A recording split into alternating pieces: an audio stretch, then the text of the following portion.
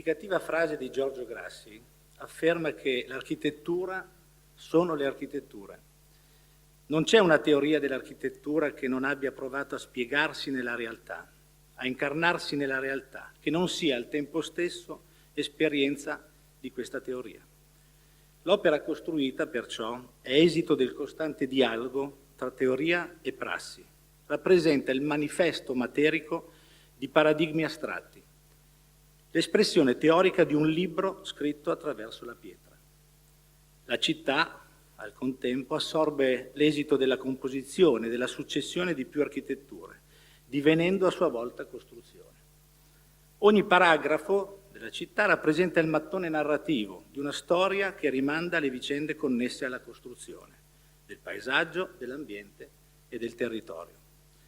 Ciò vale per la nuova città, ma ciò ha ancor più significato nella lettura della città come stratificazione di opere. La storia dei luoghi è quindi e soprattutto la storia del progetto e dell'evoluzione dei luoghi. Il tema antico, nuovo, conservazione, innovazione, come afferma anche Aldo Rossi, non può più essere posto solo dal punto di vista della relazione tra vecchio e nuovo, ma dal punto di vista della necessaria modificazione che si produce con ogni intervento. La scuola iberica, in questo caso madrilena, pone da sempre grande attenzione al rapporto tra progetto e costruzione. Conoscere i suoi esponenti più rappresentativi, architetti e docenti della scuola ETSAM, che è la Escuela Técnica Superior de Arquitectura de Madrid, permette di comporre un dialogo a più voci che pone l'attenzione sul tema del progetto di architettura, come azione intellettuale e tecnica, fin dalla sua concezione, legato dalla sua costruibilità e fondato su una profonda sapienza costruttiva e tecnologica. L'osservazione dell'esperienza professionale, quindi, dello studio Paredes, Pedrosa, che ringrazio Ángela, evidenzia un approccio quasi artigianale che accompagna una poetica progettuale radicata ai valori classici della nostra disciplina, rivolta pienamente a incorporare la cultura tecnologica contemporanea. Il loro contributo al dibattito architettonico delinea una figura di architetto umanista inteso come uomo di cultura, socialmente impegnato all'interno di un approccio alla cultura intesa come sapienza storica ma anche tecnica. E quindi il confronto tra elaborazione teorica e pratica progettuale, la relazione tra esperienza professionale e didattica dell'architettura, la pratica del progetto come occasione di elaborazione teorica e il rapporto con il processo costruttivo. Sono questi i temi di un dialogo, quello tra l'Italia, la Spagna, la cultura iberica, che apre a una visione universale dell'architettura, del mestiere dell'architetto, dei fondamenti nei quali si radica. Ne emerge quindi una posizione coerente dall'elevato valore sociale che elegge il progetto a sintesi. Nell'opera di Paredes Pedrosa, dello studio di architettura Paredes Pedrosa, la relazione tra espressioni della contemporaneità e tracce del passato coinvolge in modo diretto il dibattito sul raggio d'azione della pratica progettuale e costruttiva, della sua autonomia. In questo modo, afferma Ignasi de Sola Moraes, il contrasto fra l'antico e il nuovo si trasforma non solo nel risultato di una contrapposizione radicale, ma anche nel procedimento percettivo attraverso il quale l'una e l'altra architettura stabiliscono reciprocamente il loro significato dialettico nel complesso della città metropolitana che cambia. Ecco allora che continuità, permanenza, storia sono i motori quindi dell'azione progettuale, questi paradigmi di un rinnovato e colto approccio alla contemporaneità. L'architettura è perciò come barometro di un'epoca e la città consolidata come teatro di confronto diacronico delle epoche. Rappresentano per Paredes Pedrosa l'occasione di confronto e dibattito sulla ridefinizione e ridisegno della città. Richard Ingersoll, sulle pagine del vostro sito web, riassume nel 2016 in una frase riportata sul sito in modo esemplare: la obra de Paredes Pedrosas se define por su sentido telúrico y su rotunda tectónica, pero a una más por su ineludible vocazione pubblica. L'opera di Paredes Pedrosa, dice, si definisce per il suo senso tellurico e la sua tettonica, esaustiva, completa, ma ancor più per la sua ineludibile vocazione pubblica. Le opere dello studio, collocate in alcune realtà della Spagna e non solo, le loro immagini costituiranno quindi, attraverso le parole di Ángela, Garcia e Paredes, una narrazione che ci porterà in questo viaggio tra presente, passato e augurabilmente anche futuro. 3 i paradigmi, per chiudere: la permanenza della storia come elemento invariante del progetto, la continuità del progetto medesimo tra assonanze e dissonanze e la costruzione come teoria architettonica. Ecco allora che ringrazio anticipatamente Ángela, ho pronunciato bene il tuo nome, ti ringrazio, per aver accettato di essere la protagonista di questa nostra bella narrazione. Grazie di essere con noi.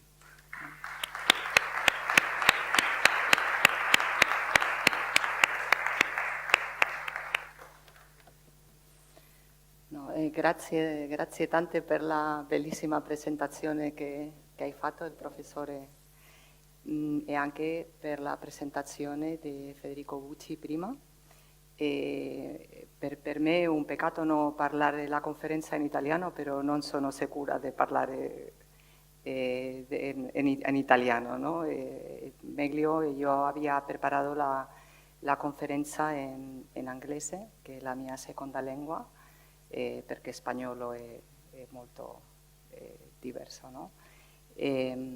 So now I will go back to English. I had my notes prepared in my computer in English, but I guess that I was told that my computer was a bit old. Maybe I had too much heritage and too much archaeology in this conference, so in this lecture. So that's why maybe my computer didn't work. So I will read just a presentation and then I just will continue. I will continue with explaining the projects. No? It's a pleasure for me to be here in Mantova, and it's a pleasure to be here in this very beautiful theater.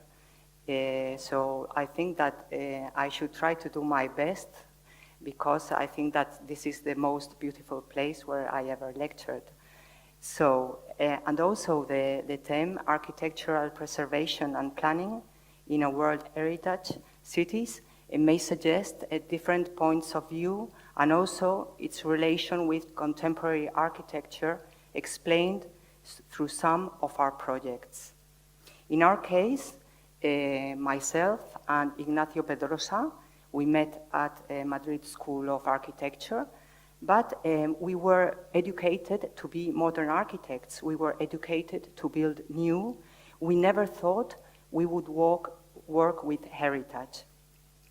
But we were educated to produce architecture always looking around us, looking around all our environment and all the inputs that architecture gives us. And in this case, we should think that heritage and archaeology is just one more thing that surrounds us. And after having worked and dealt by chance with fragments of the past in different projects, strong thoughts about the relation between the new architecture and the old architecture came to our minds.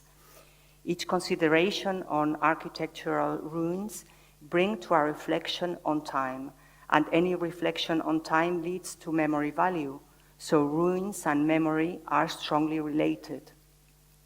For every architecture period, another one precedes and another one follows, and the new architecture necessarily has a confrontation with the old one. Architectures from different times, set side by side, seem a suggestive way of working with archaeological fragments, where the new architecture assumes its temporality without imposing a definite character. Perhaps the attitude of the architects towards archaeology is different from that of the archaeologists, who studies the remains of the past, eager to know, through an almost scientific method, how the preceding societies were through the fragments that have come to us. What those people were like, their houses, their culture, their way of life, and the aim is to preserve them, to keep these fragments. But the architect, lacking that nostalgia, finds the value of the present in the archaeology to apply it in each moment to the architecture of its own time. Regardless the historical value of the fragments of the past, these have been incorporated into different contemporary projects. As part of them, perhaps as a way of reusing what already exists, incorporated as an added value to the project, to the use of the architecture, to the space, time in space. In our work, we are interested in the relation between architecture and all that surrounds us, not in architecture as an autonomous object. And we may say that heritage and archaeology are part of the context. These fragments of the past can be used as a project tool, as in several of the projects I'm going to explain. One competition, not a built project, for the Fori Imperiali in Roma, Espacio Tornedi in Cuenca, Olmeda Roman Villa, Ceuta Public Library, and Oropesa Twin Houses. So,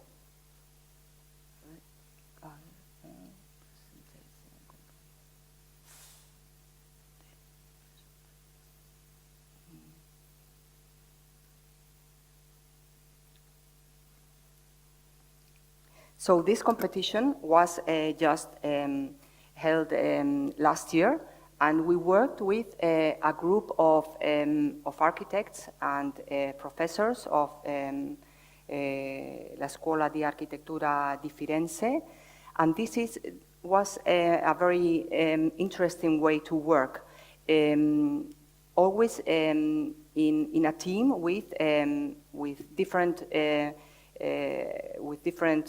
archaeologists and architects that all give their point of view to the project. It was quite a difficult project because we had to rethink this area of Rome, the Fori Imperiali, that's now just a piece of archaeology that's it's stuck in the center of Rome, and that cuts up the city of Rome on both sides. So it was not only, the project intended not only to keep these Fori Imperiali, but also to gain them for the city of Rome. The Fori Imperiali are beside the Foro Romano, and they have quite a different image because the Foro Romano, they seem unchanged on time. So in these photographs, these old photographs, and just a recent photograph from last year, we see that they seem always the same, no? Just like if the time was suspended, and even the ancient images, very romantic images of the Campo Vaccino in Roma, they always seem the same image. By the other hand, the Fori Imperiali were not in this way because they have changed a long time since they were built in the 1st century with all the buildings we can see there on the upper left hand of the image, and then afterwards they were forgotten, and all the neighborhood of Rione Monti was just built on top of the Fori Imperiali. Later on, in 1932, the Via dei Fori Imperiali was opened just to connect the Coliseo to the Piazza Venezia. But this very imperial via discovered the ancient forum, so archaeologists came to discover all this forum and to excavate them and to bring them again to our times, no? And afterwards, there have been many debates in Rome about what doing now with all this excavation, and just last year this organization, the Piranesi Prix de Rome, that Eduardo owns this prize, Eduardo Soto de Moura, they invited several architects to think about what we can do with all this area. And our proposal is underneath. We called it Giardino di Pietra, because our proposal was not only to keep the ruins, but to incorporate them into the city of Rome. No, this is an ancient image of the Fori Imperiali before the Via was built, and this is an image, an old image of the Via de Fori Imperiali. And here we see how this large avenue cuts up the city of Rome into two different parts that are not connected one to another. So that was, as architects, the thought we had in our minds, because as architects we wanted to connect these parts of the city of Rome. We wanted to give life again and to incorporate all the excavations to the city of Rome, not just to have some beautiful stones to stare at, but to incorporate them to the life of the people in the city of Rome. So in our proposal, we designed all this area, this platform that's now drawn in yellow, in which we dismount the Via dei Fori Imperiali, but we dismounted and we demolished only in the ground, because this axis between Piazza Venezia and the Coliseo Romano, we always have this straight axis and this view.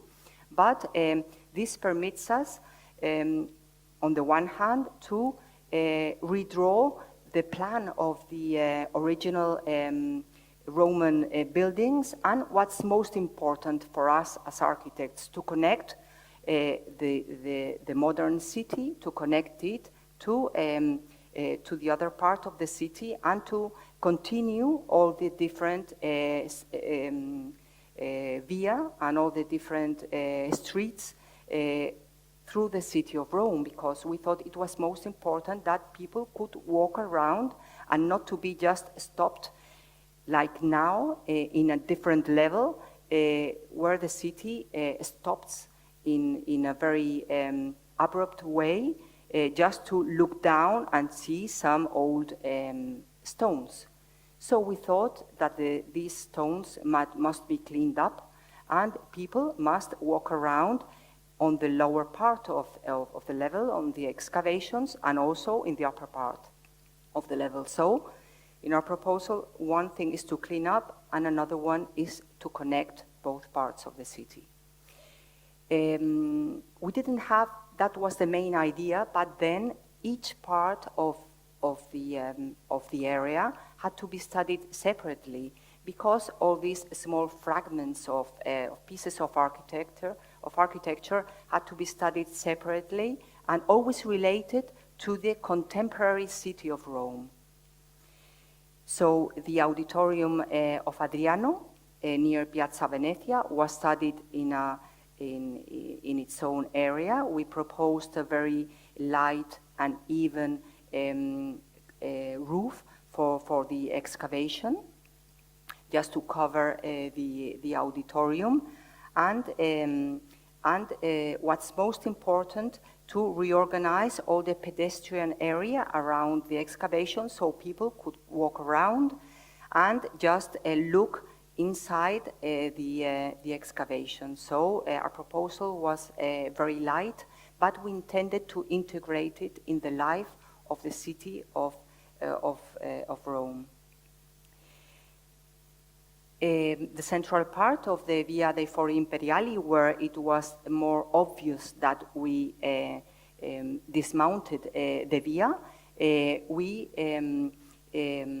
redraw again all the plan of the Roman buildings, but with a platform, like a stone garden, where people can walk around and can go through all the area just to visit the excavation, or just to walk from one part to another of the city of Rome.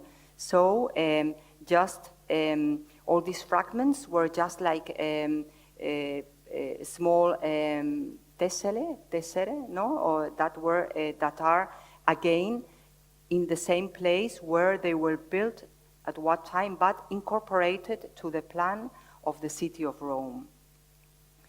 In the different level, for the different levels, we proposed a very light and subtle structure where we could arrange and where we could keep all the ancient stones and all the archaeological fragments where the archaeologists are working, no? So in this way, now we have the two levels. We have the lower level where the excavation are, this Giardino di Pietra, and the upper level with these passerelle that are on top of these very light structures that are just like very big shelves for all the archaeological fragments, where people can go and can cross through one part to another, always thinking in light structures that can be easily removed if they are need to be removed. We also use these structures to place the lighting of all the area at night. So also at night, all the area can also be used by the people of the city of Rome. Another area is La Basilica di Masenzio, where we propose also a similar way of designing this connection with ramps from the upper level, the contemporary level of the city of Rome, and the lower level of the excavations. We were also asked to design an archaeology museum for the Forma Urbis Marmorea, and for this archaeology museum we proposed to reuse the Villa Rivaldi, that's an existing villa in that part of the city, and all the gardens of Villa Rivaldi. So we only build a small pavilion that has just the same size of the Forma Urbis Marmorea to expose these beautiful marble fragments of the plan of Rome.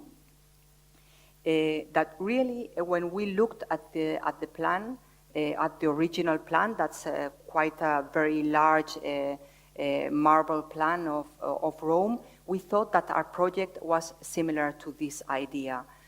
Small fragments, that all of them are autonomous, but that all of them, when they are put together, each one in its own place, they give us the idea of the whole, or the idea of a complete work. In our case, the area of the Fori Imperiali in Rome.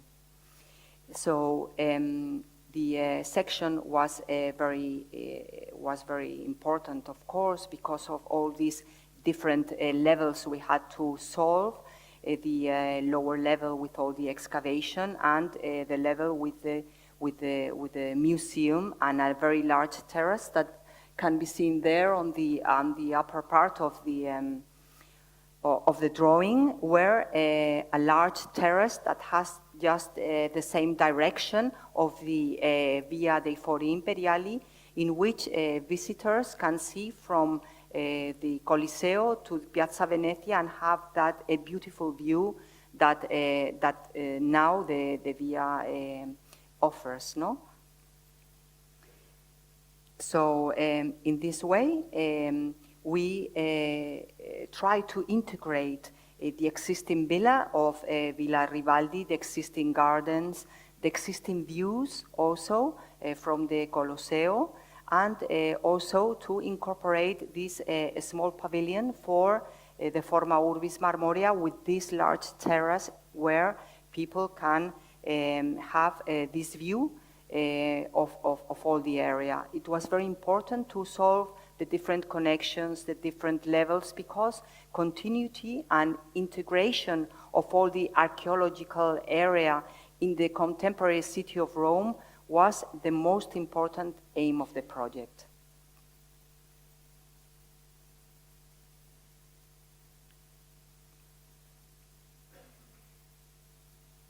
So now really this same thought about just having architecture from different times side by side and reusing ancient architecture, integrating it into the architecture of our own times was also the aim of this small project we built in Cuenca for a contemporary museum, abstract art museum for the works of an artist, Gustavo Torner, that was the founder of the abstract museum in Cuenca.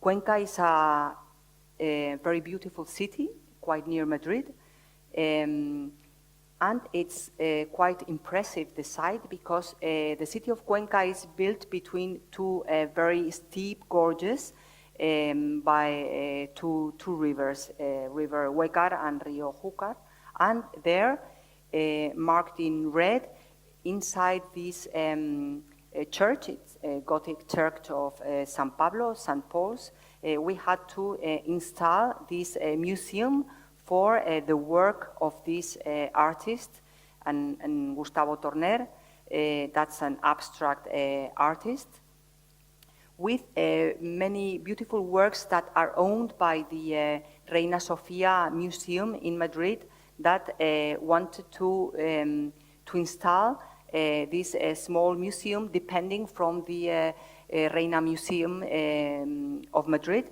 here in Cuenca. So this is the impressive view of San Pablo Church with the, this beautiful door just on top of the cliff and in the gorge of Rio Huecar. This abstract museum was opened in the 60s and was really the, I think that was the first abstract museum that was built in Europe. And it's now it's very well known, and I recommended the visit to this museum because all the artworks of all the group of artists of Cuenca is really beautiful, very delicate works, because all these group of painters, here we have this very funny photograph from the 60s of the group of artists that are now have all their works in this museum in the own house of Gustavo Torner. Gustavo Torner is standing there with a red shirt, and also the other founder of the museum was Fernando Zobel, that's standing in the front row with a yellow jumper. So it was quite difficult, no, because we had to use the whole space of the church, of the Gothic church, but we had to install quite small art pieces in this very beautiful space. Besides, we had to refurbish the church, and we had to remodel it and to rebuild the church. But it was most important what type of intervention we wanted to do in the church, and this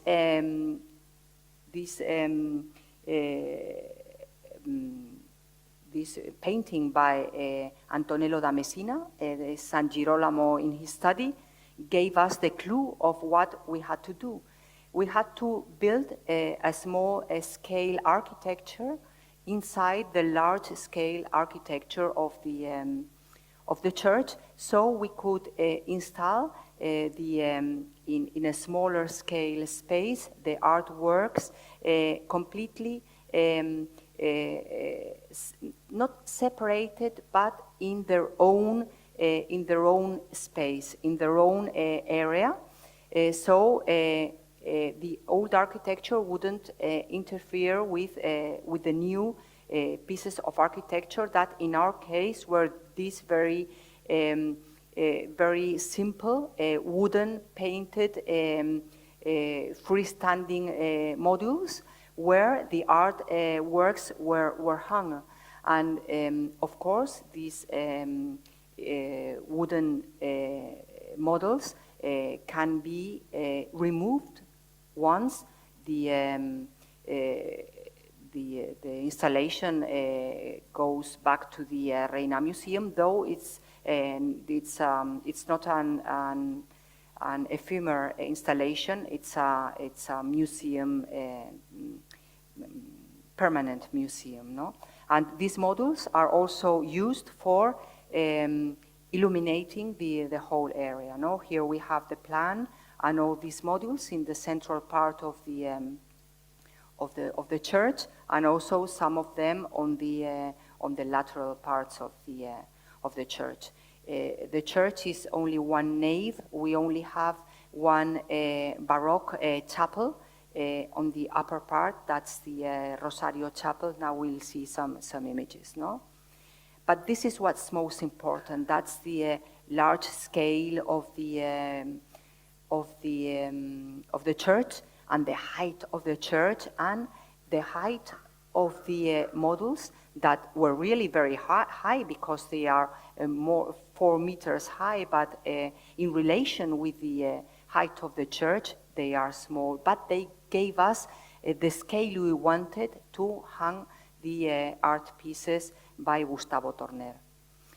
On top of these models, this is an image taken from the choir of the church, so people can't see this image, but this is just to show where we placed all the different illumination towards the vaults, because we wanted to have this more yellow color of the original local stone. That's a beautiful stone from Cuenca. That's Uldecona stone. That's a bit yellow, but we wanted this golden glare for the interior space of the church. So all the installations are placed, all the mechanical installation are placed on these modules, where all the art pieces are standing, no? So here we see that really the new architecture is just inserted with a different language, but without touching the Gothic architecture, but just setting in value the beautiful vaults, Gothic vaults, and in the case of the Baroque chapel of El Rosario, it was included, this chapel, through this window. It was included into the interior part of the new museum with this window where we can look towards the sculpture.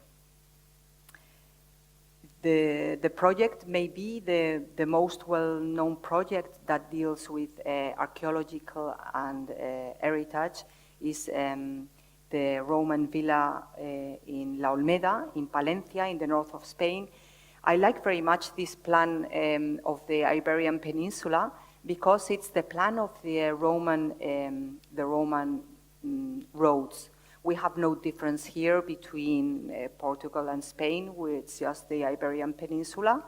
And it's very beautiful because we have all this crossing across all the land, and we understand why the Iberian Peninsula is just a unity in itself, and why we have this close relation between all the parts of the peninsula. That's why also we can understand why Spain is Mediterranean, but also Spain is completely Atlantic.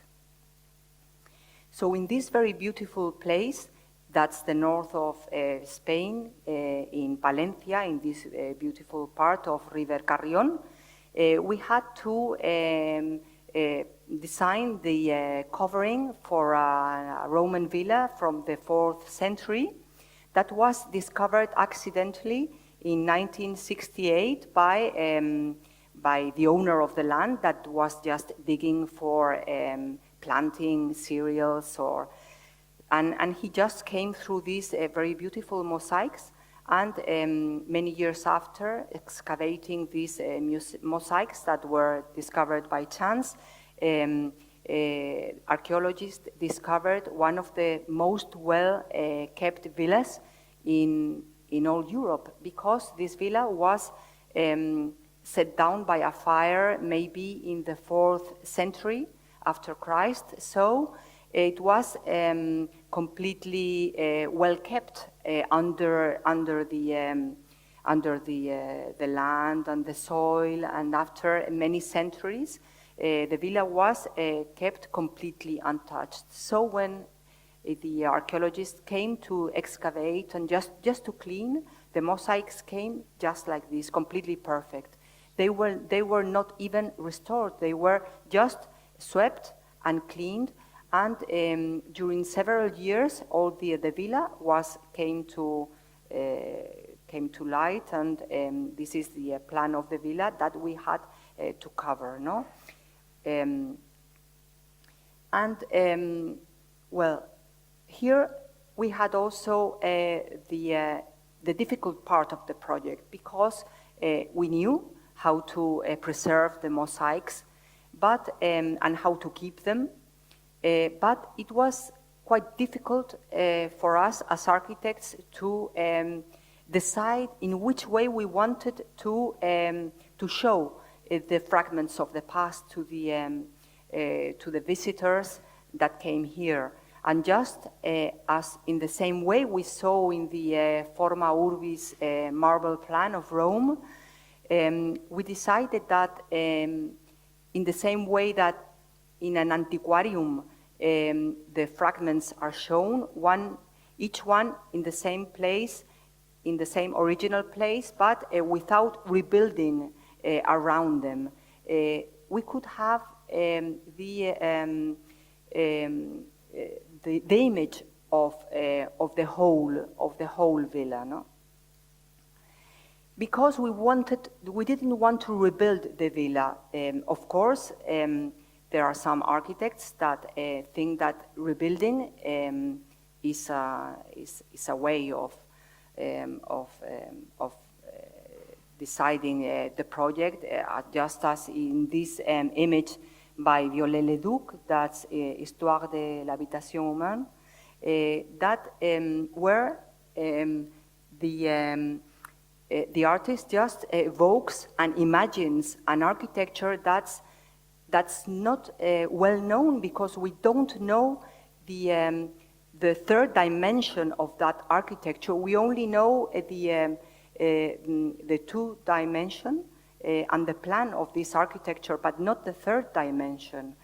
We talked a lot with the archaeologist, that's a professor of Valladolid University, about this topic, because they really didn't know how was the height of the villa and the 3rd dimension of the villa. They really didn't know, so they just imagined. It was just like a folie, no? To imagine how Roman architecture was in that villa from the 4th century. Another important aim of this project is that the owner of the land, the owner of the villa, now it's public, of course, it's part of the Spanish heritage, but at that time, the owner of the villa didn't want to take away the mosaics, just like in this image in Munich, in Monaco, no? Monaco di Baviera, where the mosaics are just set vertically in a museum. He didn't want to take them away from La Olmeda. He wanted them to stay there. And that's an important decision, because mosaics are built to be seen from an horizontal point of view, not from a vertical point of view. And it's also very important to see them on site, and to see them in the same place in which they were designed and they were manufactured. So this decision of the owner of the villa decided the conservation of the Olmeda Roman villa, that's now completely conserved, in even the Roman villa and also the Terme on the left hand of the image. And this is the project that we presented to a competition. Now, I must say that all the projects, unless the last one, that's a private house, they are all public competitions. So, first of all, we decided to build and to design a very subtle footpath, a pasarela, wooden pasarela around all the villa, so that the visitors could admire the interior of the villa. That's an important part here in Orange, no? And also we had to have an enclosure and a wall around to protect the villa. And on top of that wall, we had to build a roof to cover and to protect the villa. We decided a very light roof that's built with 4 metal, very subtle and very even metal bolts, 3 for the villa and another one for the thermal part of the project. And another decision was how to rebuild all the interior partitions of the villa, because we didn't knew the height, we didn't know how they were. So we wanted also to have this transparency across all the interior space, so we could have a whole view, a complete view of all the villa, no? So in this axonometric view, we can see all the different levels, no? The mosaics on the lower level, and then the footpath, the pasarela, around all the Roman villa, then all the, in the third level, the small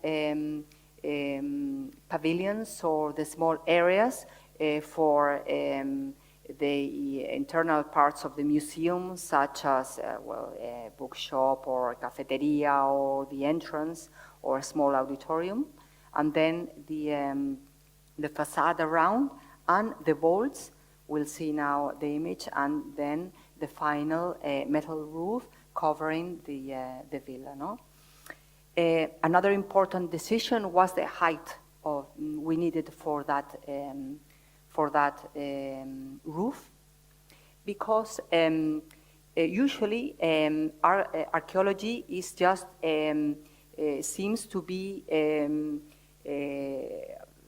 found in cellars and in very low height spaces, because specialists and archaeologists, they just look like this, no? Just they have like a zoom in, no, to all the fragments of the past, no, just to study in a very scientific way. But I guess that architects, we are more interested in the space, and of course a very valuable mosaics and a very valuable Roman plan needs a very important space, a height space to enjoy the excavation, to enjoy the space and to enjoy the area. We need a space around us to be happier, no? But the height also had to be according to the height of the trees that were around the Roman villa, the poplar trees, because the villa is placed in a very natural environment with no constructions around it. So the villa was meant to be the same height of all the trees that were surrounding the villa, no? And another difficult decision was, of course, the structure. We had to work very closely with the engineers that were calculating the structure, because we wanted a very light structure, very subtle structure, a modular structure. We didn't want an industrial type of structure. Of course, we needed very large beams, 75 meters spread, because we could only have columns in the center of the villa, around the patio, because in all the other parts we obviously we couldn't have any columns. So we designed this modular structure made. It's a laminar structure made with a small, smaller metal rhombus that were screwed one to another in order to build the large vaults to cover all the interior space. So this is what I was talking about, that we didn't want to have just an industrial space. We wanted to have the space that and the height that the ancient villa required, and that the mosaics required. We wanted to have to give an importance to the archaeological remains, and not only to glare at them or to see them just in a close way, but we wanted to give them the importance that they required. So the vaults seemed to float and very high, and they just cover and protect, but they also, just like an we say artesonado, no, like a subtle ceiling on top of the mosaics, no.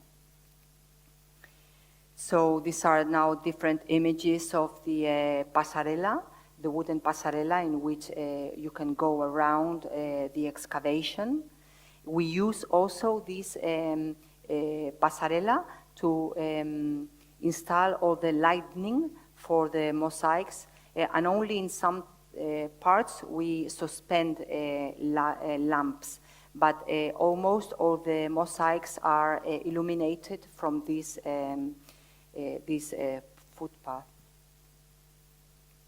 So in this way, the footpath also an important aim of the project was to have only one level. We only have 1.5 meters on top of the mosaics, and all the visitors go around in a single level. So this is the central patio. Originally in the competition it was opened, but the archaeologists wanted it to be closed in order not to have dust nor rain inside the patio, no? And all the new parts of the program that are placed, like the cafeteria, they are placed besides the general large space of the archaeological excavation. It's also important to say that we only have 1.5% of the whole volume of the museum with air conditioning or with calefacción, how to say, or a heating, because the cost of the project was not very high, and we thought it was important also to have a very low rate of conservation, energy conservation of the building. So the cafeteria and on all the entrance and auditorium are just away from this general height of the of the space. So when you go into the Roman villa, if it's cold, you need your coat, and if it's hot, well, you just take your coat off. But it's only ventilated. The temperatures are very extreme in this part of Palencia, of Spain, no? But really the landscape is beautiful. No, these are the poplar trees I was talking about before, the scale of the poplar trees, and also the way that light comes inside these woods of poplar trees in the surroundings of the La Olmeda, no? So these were all the images that were in our minds when we were working in the competitions, the poplar trees, and also this very beautiful project by Sain de Oiza, that's an old professor from Madrid School of Architecture, with this very beautiful project. That's a chapel in the Camino de Santiago. It's the San Jacques way. That's just like a very technological object set on the landscape, but very light and very subtle object. No, we wanted the Olmeda to be the same way and to integrate it in the landscape and in the scale of the nearby trees. No, these images are real images of the they are not Photoshop, from the building on spring and in autumn, and also in winter. It's very cold, very extreme weather. In summer we have over 40 degrees, and in winter it's very, very cold. But the building seems to adapt quite well to all the different stations of the year, no? And also the facade with these different perforations wanted to have inside the villa this filter of light, in the same way light filters inside the leaves of the trees around the villa, and it's separated from the interior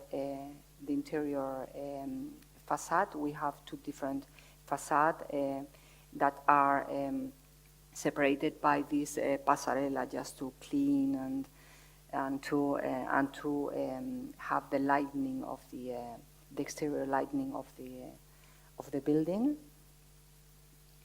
So in this way, the facade seems to be more even and more light. No, we wanted the building to be set, just placed on the environment and on the landscape. We didn't want to have a heavy building because it can be seen. It's very flat, the landscape in Palencia. It can be seen from many kilometers away. No, we only have this void in the entrance.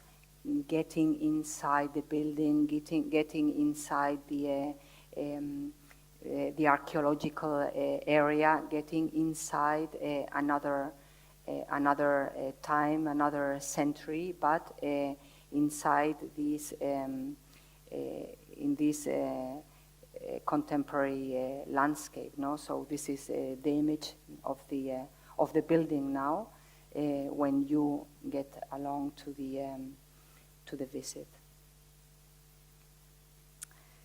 Well,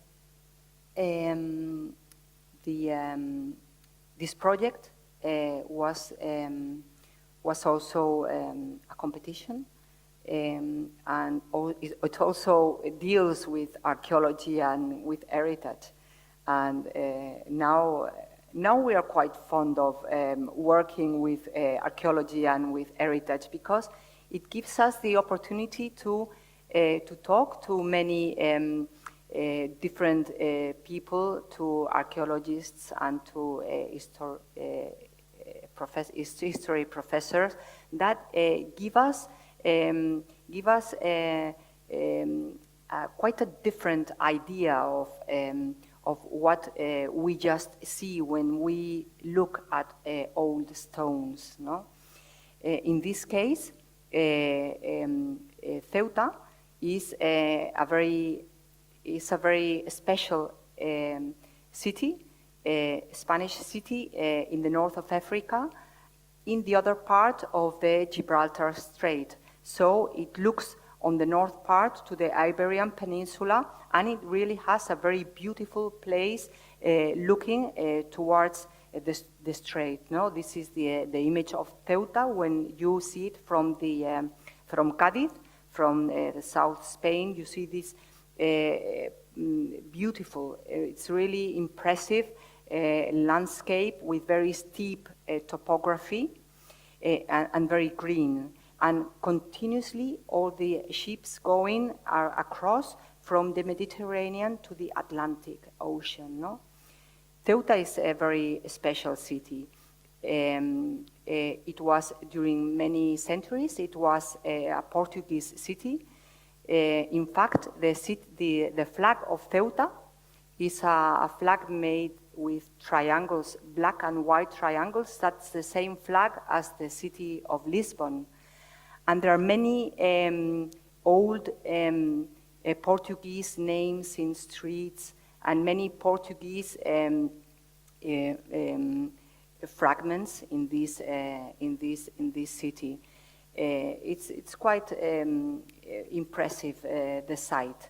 There, where the yellow dot is placed, is where we were meant to build this public library that was meant to be built on top of an archaeological excavation of a Middle-Age city from the Marinid period, Muslim Marinid period. No? This is an old image of Ceuta, no? With all these topography and all the hills. There are different hills in Ceuta that give this character to the city, always very, very related to the sea. In fact, there is a very beautiful story that we were told by the director of the excavation, that the Muslim city, Marinid city, we had to cover and we had to include in the library. These Muslim people were not originally from Morocco. They were Iberian Muslim people that lived during centuries in the Iberian Peninsula, so they were as Iberian as we were. And when they were pushed back by the Christians that came during the Reconquista, I don't know, during the conquest, the Christians came pushing down all the Muslims until the 15th century, when they were just set away from the Iberian Peninsula. But they were Muslim people that lived during centuries in Spain and in Portugal. So they were people like us that just had to cross again the Gibraltar Strait on the other way and to install and to build a new city in Ceuta. No? This is one of the hills of Ceuta. There we see the library in the middle. This is the contemporary Ceuta in this hill. But there are other hills, just like this one, where the most Muslim dwellings and area of population is placed. That's the Príncipe neighborhood. And there's also another hill that's very beautiful, where the Muslim cemetery is placed. No, this is the Muslim cemetery in Ceuta, very orderly because all the tombs are always in the direction of the Mecca. Mecca, I don't know how to say Mecca. So another fact of the library is that there was a very fascinating collection of ancient books that told us about this very special history of Ceuta. In fact, Ceuta is a place where Ulysses how do you say, where Ulysses in the ancient Iliad, where there's a story because he fell in love with Calypso, and Ulysses, he stayed during many years in Ceuta, so it's also related to Ulysses. Ulysses is also the main feature of the largest mosaic in La Olmeda. That's something that's funny, all this relation, no?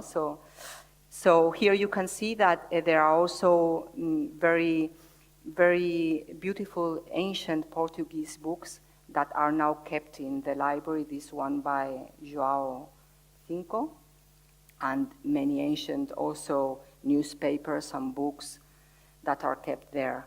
But these are the ruins that we were supposed to keep underneath the library, because they were not as important as the Olmeda mosaics. They were important for archaeologists because something that's quite interesting also for us architects, they were interesting for archaeologists not because of their material fact, not because they have no mosaics, nor, but they are important because they demonstrate with these ruins that the Muslim urbanism is the same as Roman urbanism. It is orthogonal. It's not labyrinthic in cul-de-sac. No? Muslim urbanism, when they have to build a new city, they build it exactly the same as Romans do, with cardus and decumanus, always in an orthogonal way.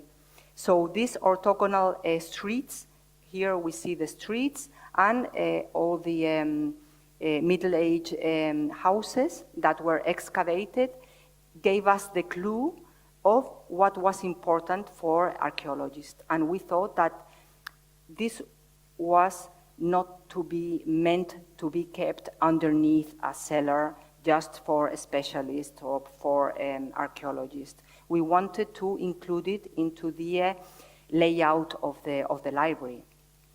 So now the layout of the contemporary Ceuta is also orthogonal, but it's not in the same direction of the ancient Marinid city. They are just turned over, no? But, well, we had this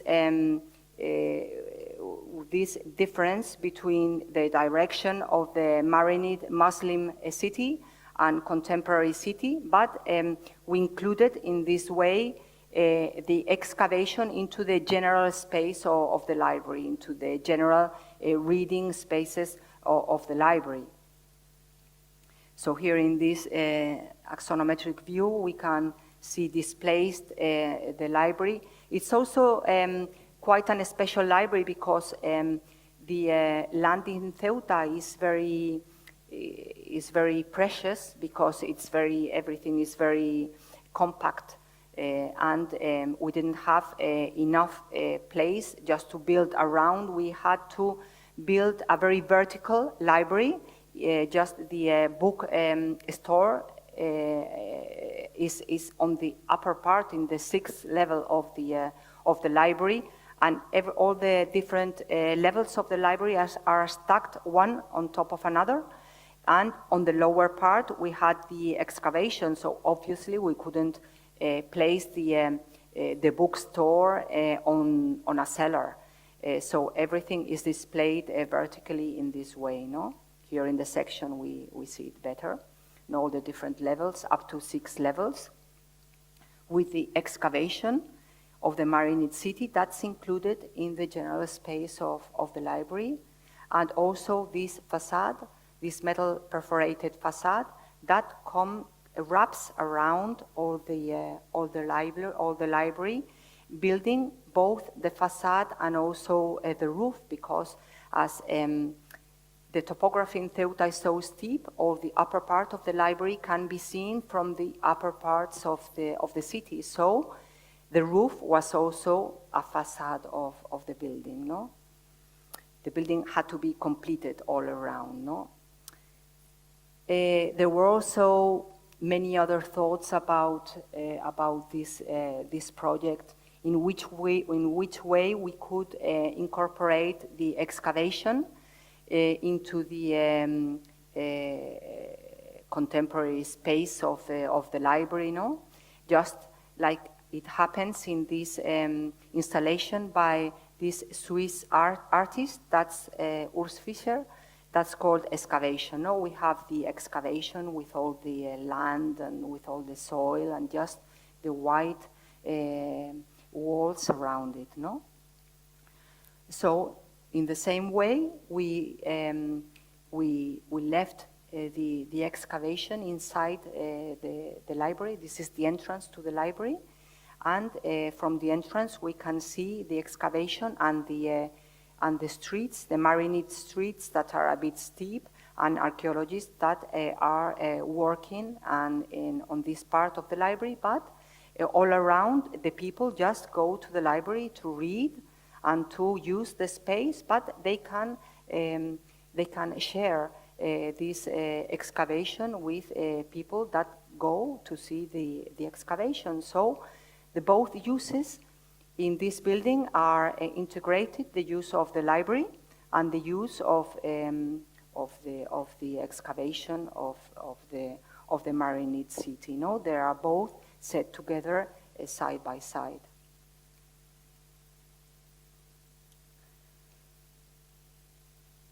Also, all the small fragments that were excavated were set in a small museum. In the previous image, you see at the there at the we have all these cases where all the different dishwares from the Middle Ages are now shown to the public, and it's very impressive when people from Ceuta go to see all these dishes and houseware, because it's just the same type of ceramics that their own grandmothers used in last century, because really it's the same people, no? The Marinids that came from the Iberian Peninsula and the people that are now living in Spain or in the Iberian Peninsula. It's just the same type of objects they use, no? And also the houses are the same as the houses in the south of Spain, in Andalusia.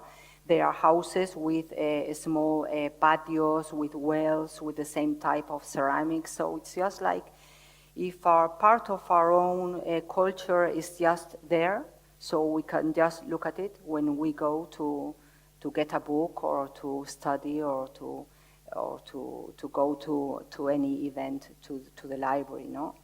On top of the library, or on that ceiling, that's a triangular shaped ceiling, we have all the upper reading rooms.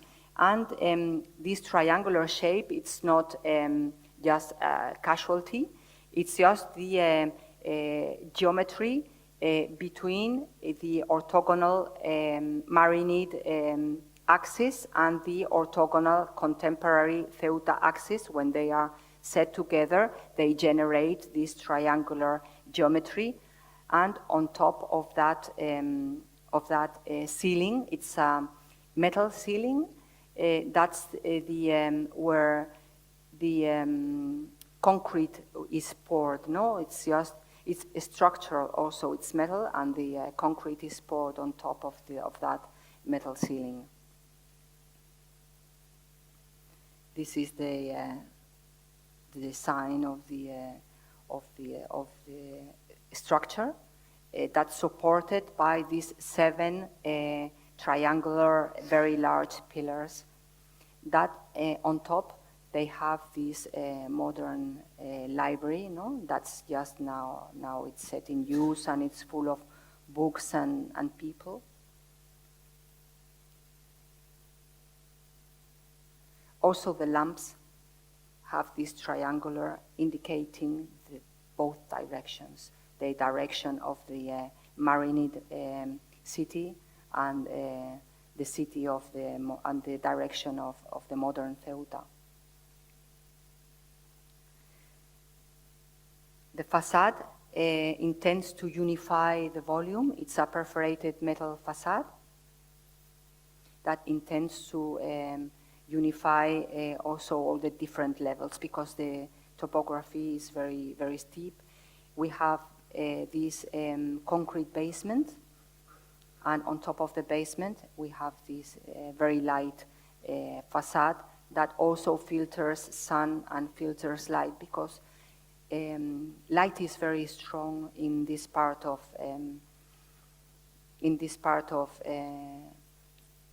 Africa. It's very, very strong, very white light, so we have to filter to have a natural light inside the library. We have two different types of perforation. We have a wider one for the north parts and the east parts, and a little one for the south part and the west part.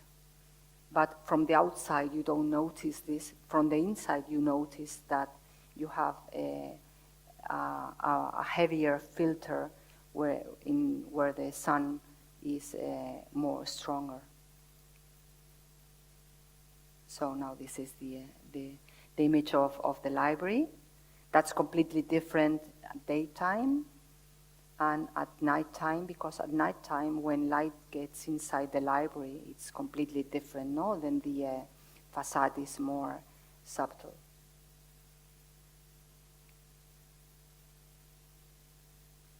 In fact, this facade was is modular because we had a problem also in this building, that everything had to be transported from the Iberian Peninsula to Ceuta by boat, by ship, and everything had to be modular and mounted there on site. It was built in Portugal, in fact in Oporto, but by Portuguese artisans. And this is the image of the very steep streets around the library.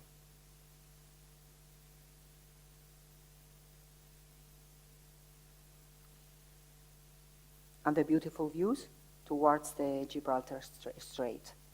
And now the last project is a very small project we just finished very near Toledo. It's the only private project, not in the lecture, but I think that's the only private project we've ever built in our lives.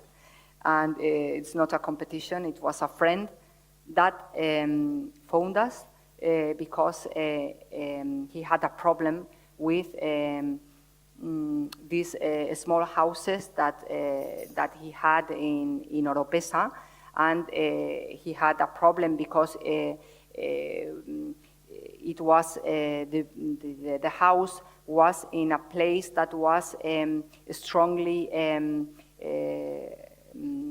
with a very strong heritage regulations, because Oropesa, this image in Oropesa is it's also an heritage city in Toledo, and well, everything is very complicated with heritage and archaeology. So he thought that we were the correct people to refurbish this very, very small house. I'm speaking about both houses. There are two houses. Both houses are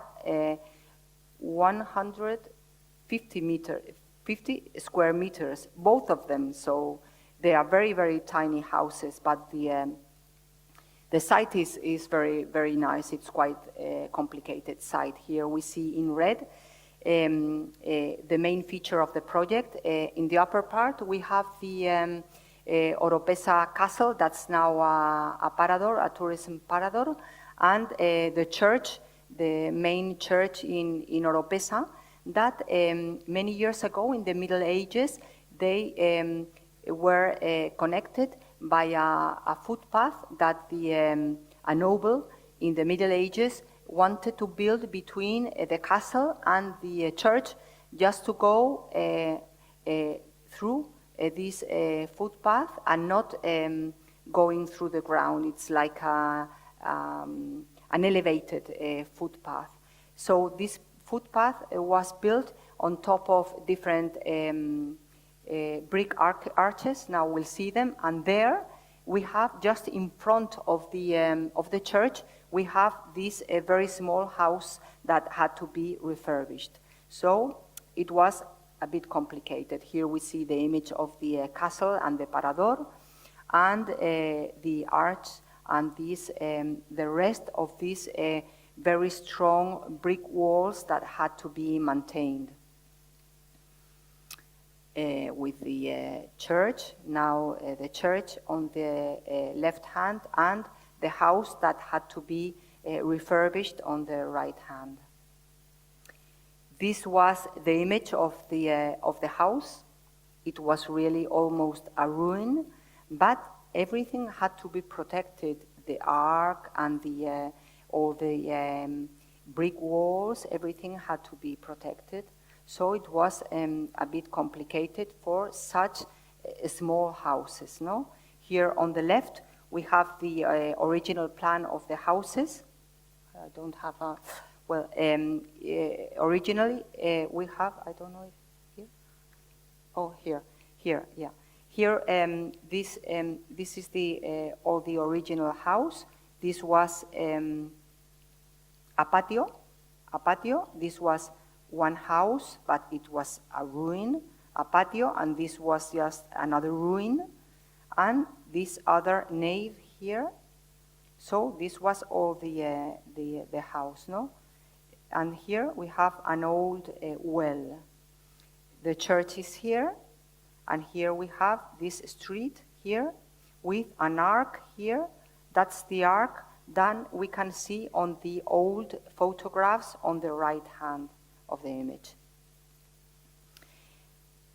So it happened to be, as in this very beautiful Picasso drawing. It's a drawing for the three-cornered hat, musical